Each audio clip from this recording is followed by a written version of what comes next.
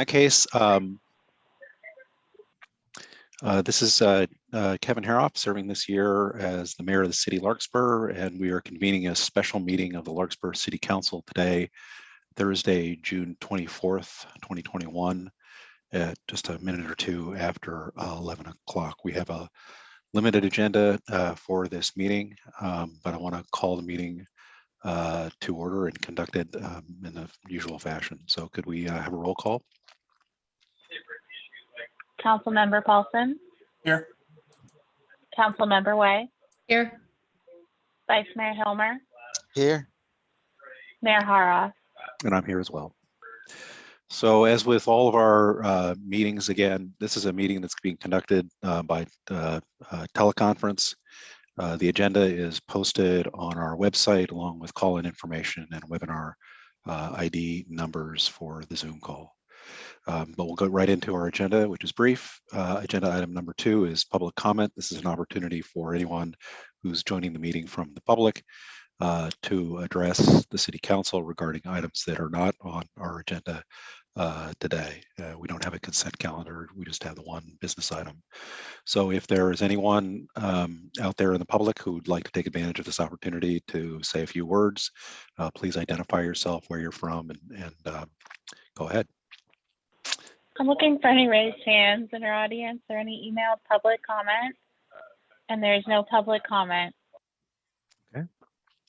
In that case, we'll close item number 2 and move right into our business item number 3.1, which is to consider a letter of opposition to SB 9 relating to increased proposals for increased density in single family zones in our city and elsewhere in the state of California.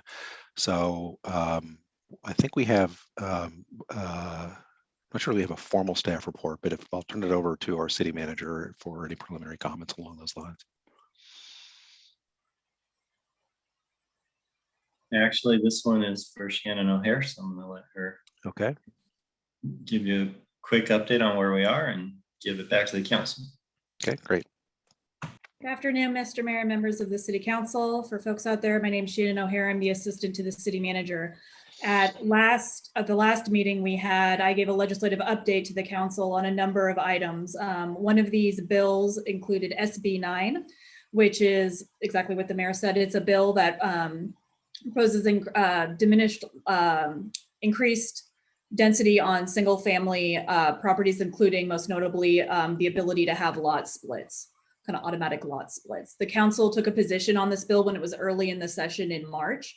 Since then, it has been amended once in April. However, the amendments didn't address any of the concerns that the council had at the time, as well as other local governments across the state, as well as the League of California Cities and MCCMC.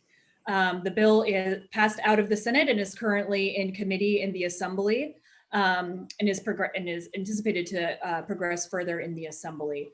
As part of our summer schedule, we won't be meeting as a full council until later in July. So the special meeting was called so that we can send an updated letter letting the authors of the bill as well as our representatives know that our concerns remain for this bill as it's still in the legislature. So that concludes my staff report. If I'm happy to answer any questions anyone may have. Thanks, Shannon. Any questions from council? I have a question, Mr. Mayor. Go ahead, Mr. Vice Mayor.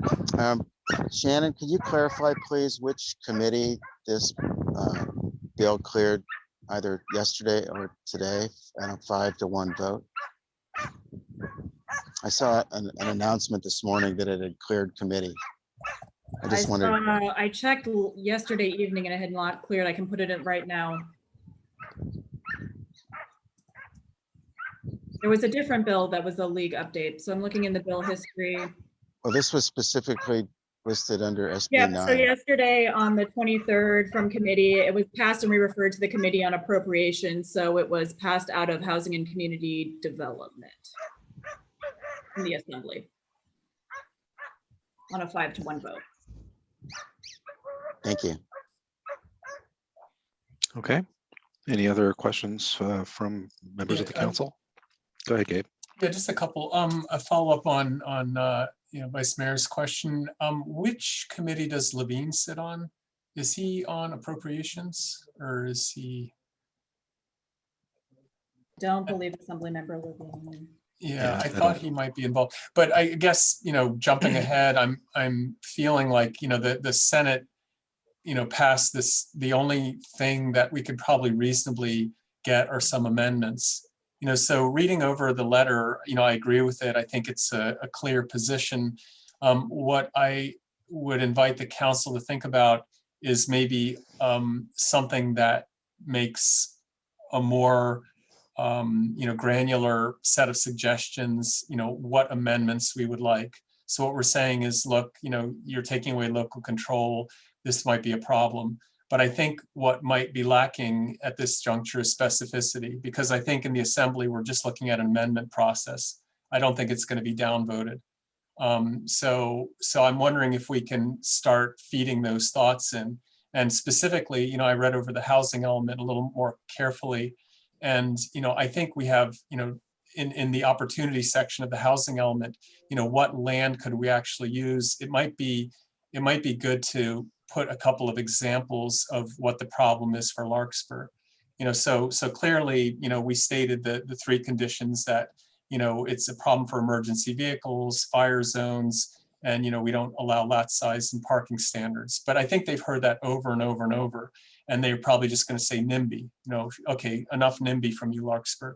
I think we can take a better negotiating stance by saying, look, we agree with housing, we'll work with you, but these are some really stupid things, and we want to stop here. And here's where we see opportunities in housing growth.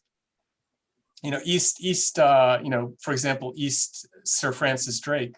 I don't think we have a big problem with higher density housing or anything over in East Sir Francis Drake. And as a matter of fact, we'd like some support in, getting those units annexed. But, the class or, up in Madrone, that's something else. I don't think we really offer any of those arguments to them so that they see that we're not being, stubborn or trying to be obstructionist. I mean, we have some genuine concerns, and I think we might be able to spell those out a little better. I think that one of the things, if I can jump in, Mr. Mayor, Go ahead. to keep in mind is the net effect of what you're doing is getting the city of Larkspur listed on the position list. Right. The legislature is unlikely to engage any individual agency about the ramifications within their own jurisdiction. So just bear in mind that might be a lot of work for the city that won't take us very far, because you could basically write a letter that says we object to this bill without providing why, and you get listed as objected as being an objector and treated equivalent to whether you turn in a detailed explanation of why you object. So it's just something to bear in mind. So if I Go can ahead. follow up on that, Dan, I'm wondering what would the next step be? So we get registered as objectors. When does the assembly vote? When does it go to the governor? Well, that'll depend on how the bill moves through committee. So I couldn't give you the exact timetable, but presumably by the end of the legislative session. And the end of the legislative session, the deadline, the governor can sign bills sooner, but September, October is when a lot of bills are on the governor's desk. Not always, every legislative session, every bill's different, but a lot of times it's very much towards the end of the session that the governor will really start signing, letting bills sit, or vetoing bills, right? At that point, part of why this is a special meeting here is that we're not meeting for a while, right? And we wanted the council's, the council's consensus whether to send the letter or not. If the bill progresses further, the council will be meeting at that point regularly, where we can send an additional letter. If it reaches the governor's desk, to the governor, et cetera, as not. The other thing, not to get too in the weeds about the legislative process, but both through the league and through PMC, there are individuals and lobbyists, et cetera, that go more granularly and will testify. The league has folks who testifies about concerns local governments have that are more granular than necessarily what's in a letter. to register the opposition that does at times go into some more of the specifics rather than just this is land use, you know, and really talks about what it means for different communities across the state. Yeah, and I'm appreciating that. I saw Nancy Hall Bennett is copied, and I've talked to her about this issue, and I know that Mill Valley and Corte Madera are sending similar letters. I guess, you know, I'm a little bit new to how this will play out in the assembly or beyond, but it seems to me the extent to which we can coordinate and provide a couple salient details could only help us. You know, to your point, Dan, it may be staff time, but I don't know that it would hurt us. And, you know, this seems like such an important issue. Yeah, and it is an important issue, but time is not on our side right now because of our own council schedule and because of the legislative process moving forward. So I think that today is a time to act. I see.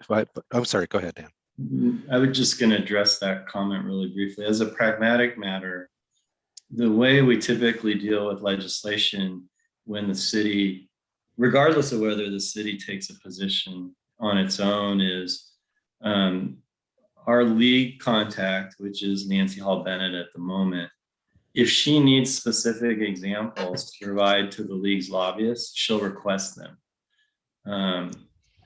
They typically manage the way all of the cities are going to engage the legislature. And only the largest cities who have their own lobbying teams typically go into the weeds on a lot of these bills.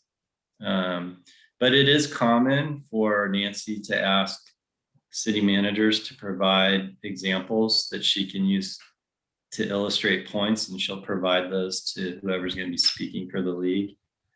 And on occasion, she'll invite elected officials to participate in a hearing and provide greater local context. But as a practical matter, again, our standard thing in most smaller cities is to provide a fairly general position letter and then wait for being queued up to any sort of specifics we might offer. Okay. I see Vice Mayor's hand is up.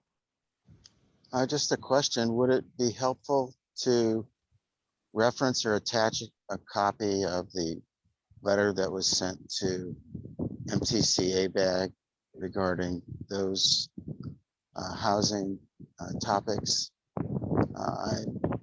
I see some overlap in what Gabe is trying to help with, especially with respect to identification of the areas related to public safety that we have concern about geographically, the wildland, urban interface areas, and areas subject to sea level rise or flooding. So if we could, I just ask the city manager if even that general a reference to help refine the locations where these things might be best considered. Would that be of any use at all, or sticking to a listing objective enough? I have to admit, it's hard for me to know how to answer that question.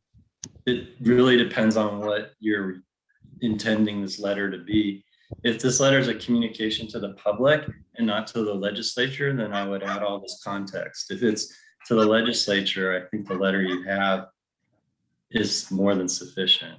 Okay, thank you. Anything else from the council? And seeing nothing, I'm not sure if we have anybody in the public here, but we'll open it up for that as well. Allison? I'm looking for any raised hands or any emailed public comment. And there is no public comment.